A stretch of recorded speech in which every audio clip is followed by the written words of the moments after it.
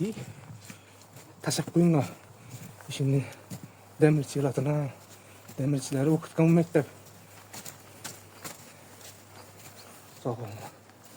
Birinci mertebe ötüşüm birden cildilendi. Assalamu alaikum.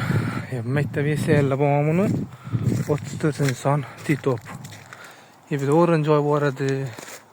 Bir de krantım bu. Bir gün nezlede baytıladı ki 2 mektebim bir oldu.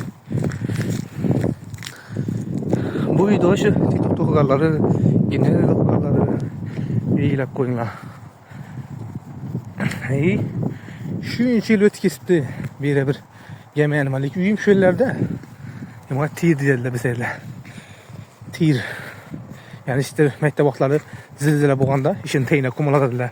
Açışlar boyunca. Lakin özlemizden şunu dinledik. Lakin ben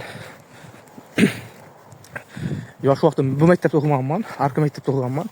Şu Bakçay'da mektep vardı. Şu vaxtı zilzile ben onunla boğa dedi. Tayarlı dediler bizleri.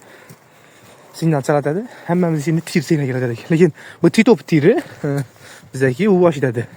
Az görem gözetip ötemen. Şöyle gelip şunu teyine tayarlana dedik. Hatta ki şunun gibi tayarlantıra dediler. Kutyalarınızı giymeye kollarınızı alın. Yürüyüp var ya hatırganda. Mesela yürüyüp paramız ku. Şu vaxtı giyin dediler. Şunu atıp giy dediler bize de. Böyle yeter dedi. Damlalar. Yeserler bana biri. Titop mektebi.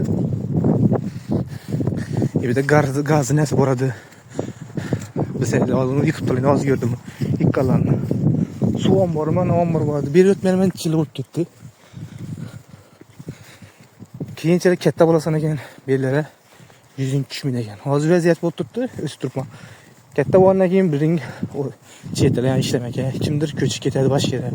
Kimdir maşinaladı. Maşinasa fakat maşinlik yol yürüdü eken. Emin ne yürümüydü eken. Peşkom. Bir vakti şeyde yol var adı. Şimdi şu yol bomba eken. Şu yolu şu an yatırma.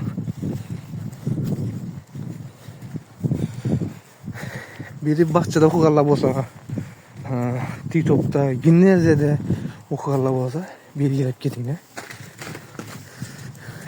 İşte size sebepçi olasılaşları yaşlılığını istesizler. Kudu kalasa yol var okşudu. Vakti bizi bahçe bitkizledik. Bir de ne payda oldu.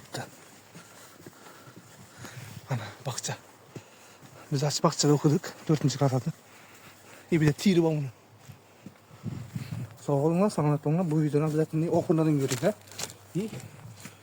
Taşak koyunlar. Şimdi demirçilatına, demirçileri okutkan mektep.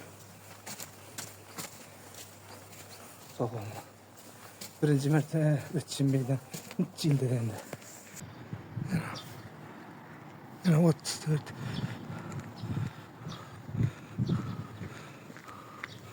What's this?